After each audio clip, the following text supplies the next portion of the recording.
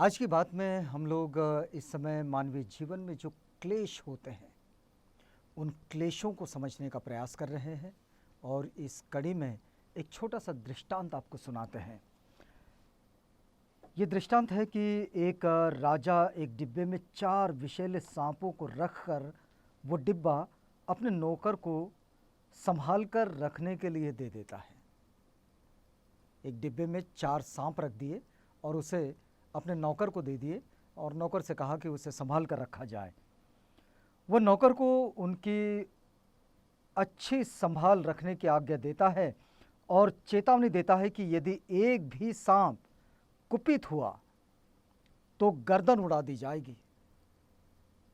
हम नौकर डर जाता है और डिब्बा फेंक कर भाग जाता है। राजा उसे पकड़ने के लिए 5 सिपाही भेजता है।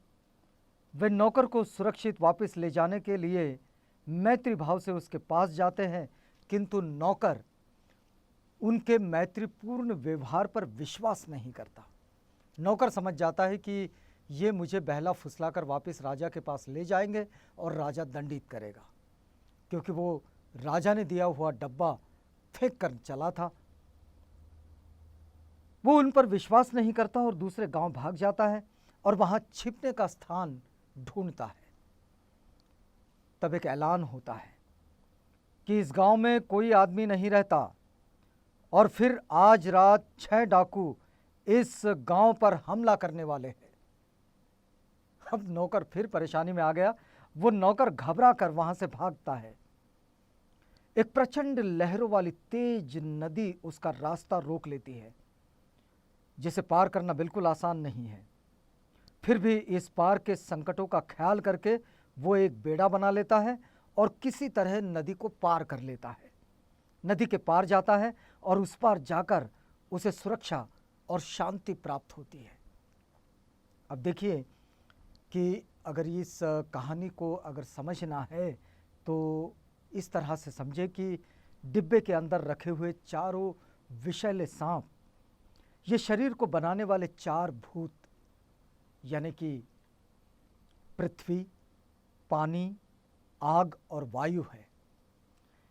ये शरीर वासना के वश में और चित्त का शत्रु होता है, इसलिए शरीर से भागने की कोशिश करता है।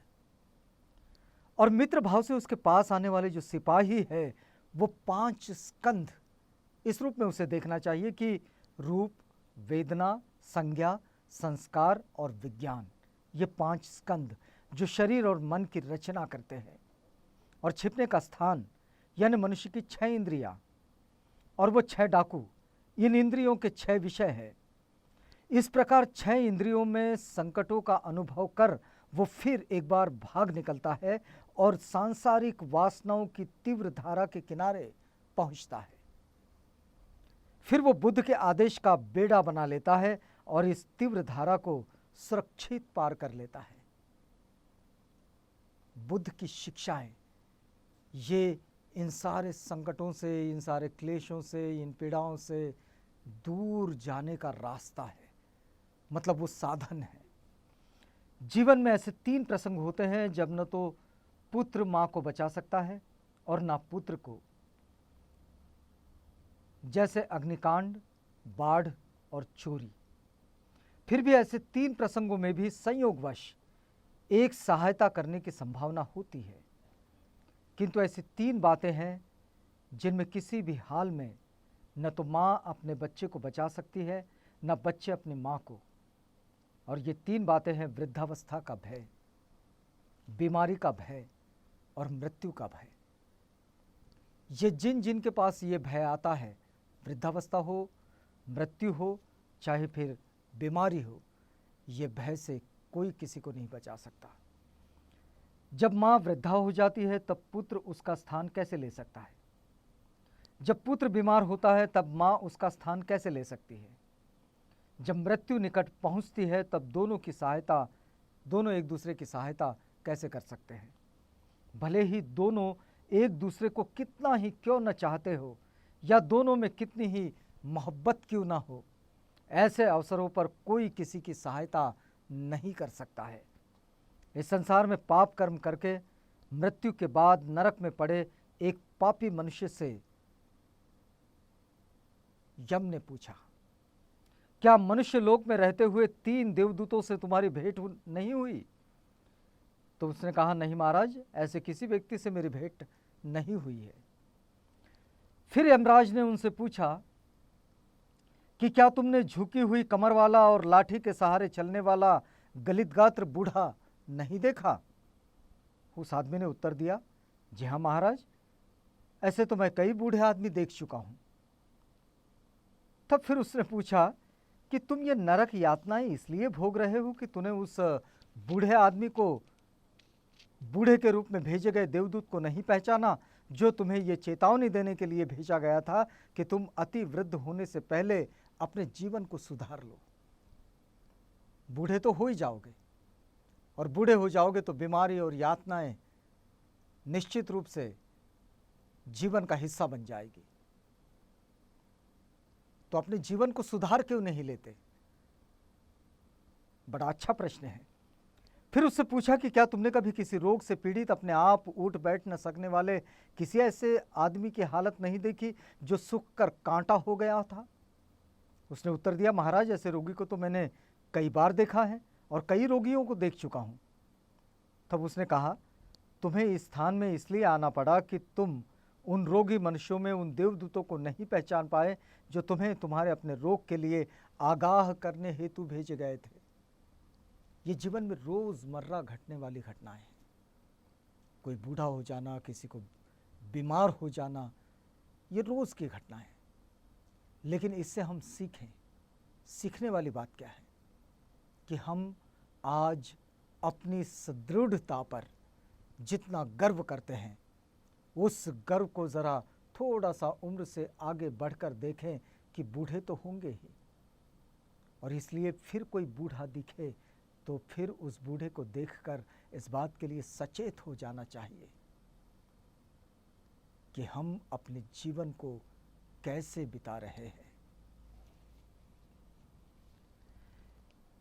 तब फिर उससे पूछा कि क्या तुमने कभी अपने आसपास किसी मरे हुए आदमी को नहीं देखा? तो मनुष्य ने उत्तर दिया, महाराज, मृत व्यक्ति तो मैं अब तक कई देख चुका हूं, ये तो रोज की बातें हैं। तो यम ने उससे कहा कि तुमने इन मृत व्यक्तियों में मृत्यु के संबंध में तुम्हें आगाह करने के लिए भेजे गए देवदूतों को नहीं पहचाना, इसलिए तुम्हें यहाँ लाया गया है। अगर तुम इन देवदूतों को पहचानते और उनकी चेतावनियों को समझ जाते तो अपने जीवन में अमूल्य परिवर्तन करते और तुम्हें इस दुखमय स्थान में आना नहीं पड़ता। इसका मतलब यह है कि यदि निब्बाण को प्राप्त कर लिया जाए, अपनी स्वार्थपूर्ण आकांक्षाओं का अंत कर लिया जाए, तो फिर ये जो मृत्यु, बुढ़ापा, बीमारी, इनका जो भय है, ये भय से ही आदमी दूर चला जाता है।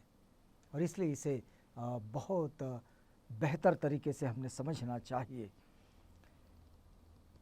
देखिए, एक छोटी सी कहानी जो बौद्ध साहित्य में भी मिलती है। कृषा गौतमी किसी धनवान श्रेष्ठी की पत्नी थी जो अपने इकलौते पुत्र की मृत्यु के कारण पागल हो गई थी। बहुत सारे लोगों को ये कहानी पता है। उसने अपने मृत बच्चे को गोद में उठा लिया और क्या ऐसा कोई नहीं है जो इस बच्चे को ठीक कर सके, ये पूछती हुई दर दर भटकने लगी। जगह जगह पूछताछ करने लगी कि क्या इस बच्चे को कोई ठीक कर सके। कोई भी उसके लिए कुछ नहीं कर पाया।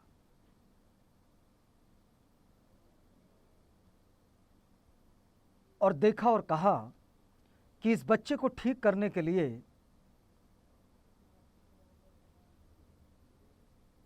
तुम भगवान बुद्ध के पास चले जाओ। अब उसे भगवान बुद्ध के पास चले जाने की जब सलाह मिली तो उस समय जेतवन में भगवान बुद्ध विहार कर रहे थे, और इसलिए वो कृषा गौतमी अपने मृत बच्चे को गोद में उठाए बुद्ध के पास ले चली। भगवान बुद्ध ने बड़ी सहानुभूति से उसकी ओर देखा और कहा कि इस बच्चे को ठीक तो किया जा सकता है, लेकिन ठीक करने के लिए मुझे कुछ पीली सरसों के दानों की आवश्यकता होगी। जाओ और जिस घर में कोई न मरा हो, ऐसे घर से पीली सरसों के 4-5 दाने ले आ जाओ। अब कृषा को लगा कि ये तो बड़ा आसान काम है, 4-5 दाने पीली सरसों के किसी के भी घर में मिल जाएंगे। और वो पगली ऐसा घर ढूंढने चल दी जिसमें कोई न मरा हो। लेकिन बात तो सच है कि ये सब व्यर्थ गया और अंत में वो भगवान बुद्ध के पास आई, क्योंकि जहाँ जहाँ जाती वहाँ वहाँ वो कहती कि भाई मेरे बच्चे की दवा के लिए पीली सरसों के 4-5 दाने चाहिए। लोग दे देते हैं और फिर जैसे वो देने आते तो वो पूछती कि क्या अब से पहले तुम्हारे घर में कोई मरा तो नहीं, किसी की मृत्यु तो नहीं हुई? और सब कहते कि हाँ भाई, हमारे घर में फलां की मृत्यु हो गई, हमारे पिता, हमारे माता, हमारे दादा, हमारी दादी, हमारे नाना, हमारी नानी, इनकी मृत्यु तो हुई है। और फिर वो निराश हो जाती।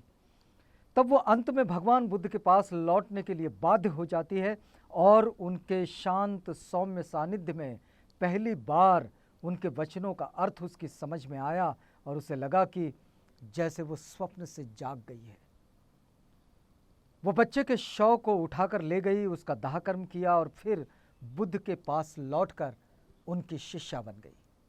कहा तो ये भी जाता है कि कृष्ण गौतमी बाद में निब्बाण को भी प्राप्त कर गई। हमने सीखने की जो बात है इस वक्त में, इस चर्चा में, कि हमने इस बात को हमेशा ध्यान में रखना चाहिए कि यहाँ जो जो उत्पन्न हो रहा है वो सब नष्ट होता ही है, और जो नष्ट होता है उसमें से भी चीज़ें नए रूपों के साथ उत्पन्न होती चली जाती है। तो इसलिए बिना किसी अहंकार के, बिना किसी क्रोध के, बिना किसी ईर्ष्या के, बिना किसी क्लेशों के अपने जीवन को व्यतीत कर लेना चाहिए। आज की बात में बस इतना ही।